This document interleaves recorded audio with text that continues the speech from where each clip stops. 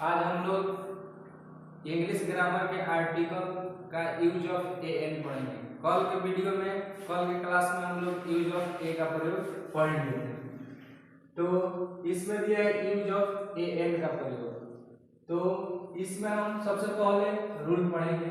कह रहा है कि उस सिंगुलर नाउन से पहले जो किसी vowel A E I O you से आरंभ होता है परंतु वोवेल की ध्वनि से बोला जाता है। तो यहाँ पे देखो कह रहा है कि उस सिंगुलर नाउन से पहले जो वोवेल से आरंभ होता है। तो वोवेल क्या होता है? ए ई आई ओ यू। तो आरंभ का मतलब शुरुआत, ये ए से शुरुआत हुआ है, ये ई से, ये भी ई से। और कह रहा है कि परंतु वोवेल की ध्वनि से बोला जाता है। जैसे इसको हम लिख कर देखेंगे तो ए डबल, इसका जो फर्स्ट लेटर है ये ए है, ठीक है। इसको लिखकर हिंदी में देखेंगे एग। इसका जो फर्स्ट लेटर है ए है जो कि वोवेल होता है। यहाँ पे वोवेल ध्वनि साउंड लिख दिया गया है आपको। यहाँ पे कह रहा है कि डैश एप्पल, तो इसको क्या करेंगे? एन एप्पल हो जाएगा, एन ईग, एन आई। जैसे यहाँ पे है इडियट, इडियट किस होता है? बेवकूफ। तो यहाँ पे हो जाएगा an idiot, an American, an Indian army. इसको भी लिख कर देखेंगे तो इंडियन आर्मी।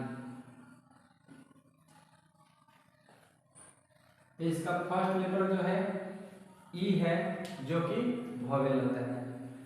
तो उस सिंगुलर नाउन से पहले जो किसी वोवेल से आरंभ होता है परंतु वोवेल की ध्वनि से बोला जाता है उसे हम एन का प्रयोग करते हैं उसमें।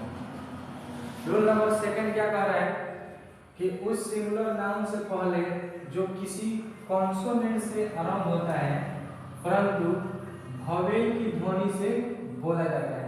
तो कॉन्सोनेंट क्या होता है? आपका वोवेल ये 5 होते हैं, ए ई आई ओ यू। इसको छोड़कर जितने सारे आपके एबीसीडी में लेटर होते हैं वो सारे के सारे कॉन्सोनेंट होते हैं। आपका एबीसीडी का जो लेटर होता है 26 होता है। 26 में ए ई आई ओ यू ये 5 वोवेल होते हैं। अब बाकी आपका जो 21 होता है वो कॉन्सोनेंट होता है, ठीक है। अब चलते हैं रूल नंबर सेकंड की तरफ। कह रहा है कि उस सिंगुलर नाउन से पहले जो किसी कॉन्सोनेंट से आरंभ होता है। कॉन्सोनेंट क्या होता है? परंतु वोवेल की ध्वनि से बोला जाता है। तो देखो एम, एस, एम ये जो है कॉन्सोनेंट से आरंभ हुआ है लेकिन ये वोवेल की ध्वनि से बोला जाएगा। जैसे यहाँ पे लिखा है एमपी, तो इसको हिंदी में लिखेंगे एम और पी। इसका जो फर्स्ट लेटर है ए है जो कि ए हमारा होता है वोवेल। तो इसके सामने भी हम ए एन का प्रयोग करेंगे। An M P, an S H, an M L A. तो उसके बाद हम चलते हैं रूल नंबर थर्ड के पास। कह रहा है कि उस सिंगुलर नाउन से पहले जो साइलेंट ह से आरंभ होता है। साइलेंट ह का मतलब होता है जैसे यहाँ पे लिखा है आवर, तो इसको हावर नहीं पढ़ेंगे, इसको आवर पढ़ेंगे। इसको हिंदी में लेकर देखेंगे आवर। तो इसका फर्स्ट जो लेटर है वोवेल है यहाँ पे, तो इसके सामने ही हम ए एन का प्रयोग करेंगे। एन आवर, यहाँ पे ओटल, तो एन ओटल हो जाएगा। करे he is dash honest man, तो इसको ऑनेस्ट मैन बोलेंगे यानी ईमानदार व्यक्ति। वह एक ईमानदार व्यक्ति है, तो इसके सामने भी ए एन का प्रयोग होगा। डी नंबर एग्जाम्पल कह रहा है कि डैश ऑनरेबल मैन। ऑनरेबल का मतलब होता है प्रतिष्ठित व्यक्ति, तो इसको ऑनरेबल नहीं पढ़ेंगे, ऑनरेबल पढ़ेंगे क्योंकि रूल में कहना है कि उस सिंगुलर नाउन से पहले जो साइलेंट ह से आरंभ होता है।